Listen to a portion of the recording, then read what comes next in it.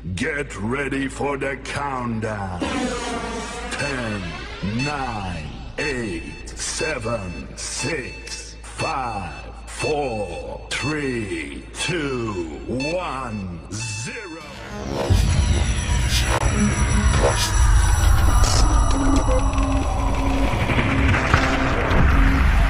Assalamualaikum warahmatullahi wabarakatuh. Perkenalkan, saya Ahmad Hirul Roziki, nomor handphone 719212892. Di sini saya akan menjelaskan tentang hubungan koperasi dengan pasar dan kewirausahaan. Nah, di sini pengertian dari struktur pasar. Nah, apa itu pasar? Pasar adalah tempat di mana terjadinya transaksi antara penjual dan pembeli. Nah, berdasarkan sifat dan bentuknya ada dua jenis pasar, yaitu pasar persaingan sempurna, di mana setelah ada penjual yang menetapkan harga kepada pembeli. Nah, maka di saat pembeli menyetujui, maka terjadinya yaitu sebuah deal. Nah, di pasar tersebut adalah contoh dari sifat pasar persaingan sempurna. Nah, di sini yang kedua yaitu pasar persaingan secara tidak sempurna. Nah, di dalam pasar persaingan tidak sempurna ada tiga jenis. Yang pertama yaitu monopoli, yang kedua yaitu persaingan monopolistik, yang ketiga ada persaingan oligopoli. Pasar persaingan sempurna adapun berbagai ciri-cirinya. Satu, adanya penjual dan pembeli yang sangat banyak, seperti contohnya pasar-pasar yang ada di desa kita masing-masing.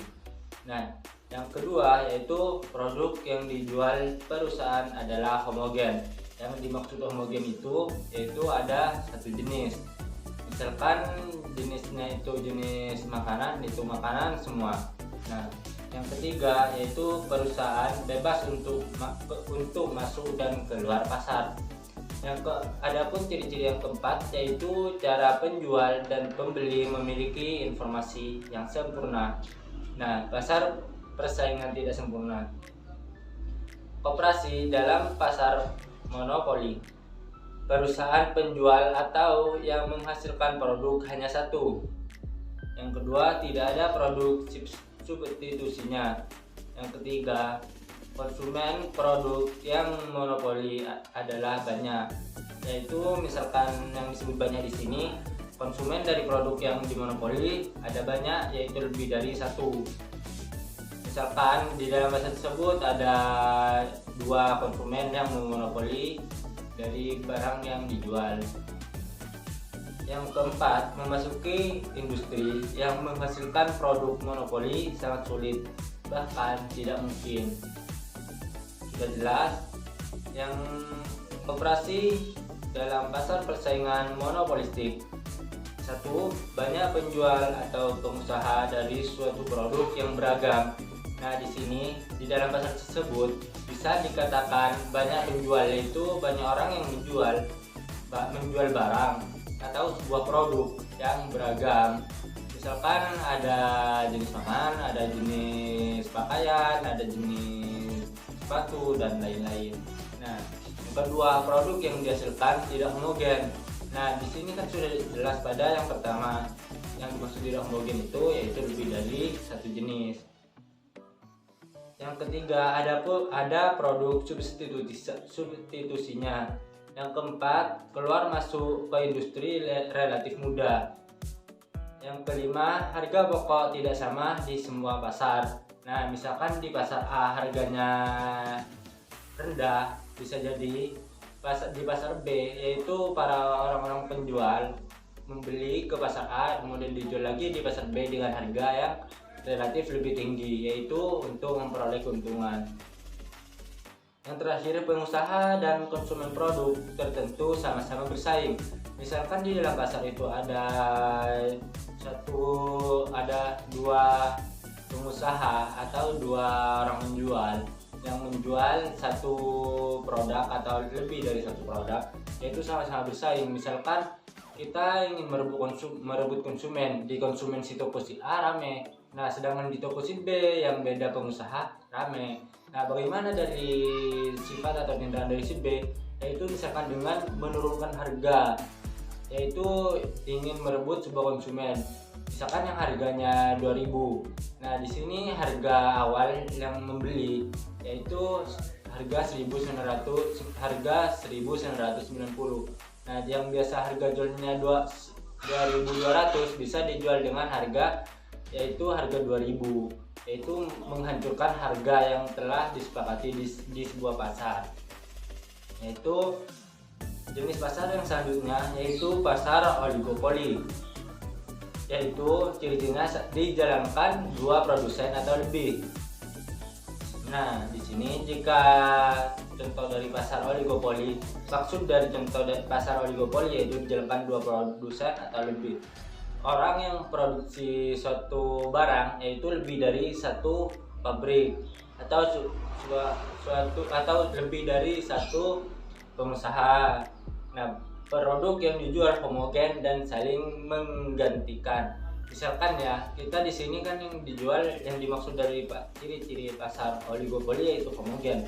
Nah, misalkan di sini kita sepatu ada beberapa jenis merek. Nah, misalkan Nike contohnya ya, sepatu merek Nike. Nah, misalkan merek Nike itu sudah laku, bisa diganti, yaitu tetap diganti dengan barang yang sama tetapi mereknya itu beda. Misalkan yang laris itu harga naik, untuk menaikkan pasaran harga pasar barang yang lainnya itu bisa diganti misalkan dengan sepatu Adidas dan lain-lain. Nah, yang ketiga dan ciri-ciri dari pasar oligopoli yaitu kebijakan produsen utama sebagai acuan produsen lainnya. Misalkan ada di toko si A harganya yaitu 2000. Nah, dari produsen-produsen yang lain itu mencontoh atau meniru harga dari produsen yang pertama. Nah, yang ciri-ciri yang keempat yaitu harga barang di pasar relatif sama. Nah, sudah dijelaskan pada ciri-ciri yang sebelumnya, yaitu harga barang di pasar relatif sama. Semuanya mirip-mirip lah. Tidak ada signifikan harga yang begitu mencolok. Nah, ciri-ciri yang selanjutnya yaitu produsen baru kesulitan masuk pasar. Jika di sini ya salah satu contohnya ada pasar si A. Nah, pasar si A itu terdapat penjualnya ada 3 penjual, yaitu ada 3 produsen. Nah, misalkan ada produsen lain ingin masuk ke pasar si A, pasar A itu, nah itu tidak bisa atau maka dipersulit agar tidak ada produsen baru yang akan menyaingi produsen-produsen yang lama. Selanjutnya yaitu membutuhkan strategi pemasaran yang matang. Nah, namanya juga pasar oligopoli, di sana tentunya harus mempunyai pengalaman pemasaran yang sangat tinggi lah intinya. Yaitu yang selanjutnya pengertian kewirakoperasian. Nah, di sini pengertian kewirakoperasian adalah suatu sikap mental positif dalam usaha kooperatif dengan mengambil praksa inovatif serta keberanian mengambil resiko dan memegang tengah pada prinsip identitas koperasi. Sudah jelas ya fungsi kewirakoperasian. Di sini disebutkan ada 3 fungsi dari kewirakoperasian. Yang pertama yaitu kewirakoperasian arbitrase, yang kedua kewirakoperasian rutin, dan yang ketiga ada kewirakoperasian inovatif. Di sini juga ada tipe-tipe kewirakoperasian. Kewirakoperasian anggota sebagai pemilik koperasi dapat menjadi wirakop bila ia mampu menemukan dan memanfaatkan peluang yang ada untuk pertumbuhan koperasi. Nah, selanjutnya yaitu tipe yang kedua, kewirakoperasian manajer mengangkat manajer sebagai pelaksana dan penanggung jawab kegiatan operasional dan tentunya mengharapkan perubahan yang memberikan keuntungan. Yang ketiga, tipe dari kewirakoperasian, yaitu kewirakoperasian birokrat adalah pihak yang secara tidak langsung berhubungan dengan pengembangan koperasi. Adapun ciri yang keempat, yaitu kewirakoperasian katalis sebagai pihak yang berkompeten terhadap pembangunan koperasi, kendati pun ia mempunyai hubungan langsung dengan organisasi koperasi. Seorang katalis biasanya adalah seorang altruis, yaitu orang yang mementingkan kebutuhan orang lain. Nah, mungkin itu saja yang dapat saya jelaskan tentang hubungan koperasi dengan pasar dan kewirakoperasian. Mungkin dari teman-teman, adik-adik, kakak-kakak, mas-mas ada yang kurang paham, nanti bisa tinggalkan jejak di kolom komentar. Dan jangan lupa dukung saya terus, jangan lupa like, share, dan subscribe channel YouTube saya. Saya akhiri, wassalamualaikum warahmatullahi wabarakatuh.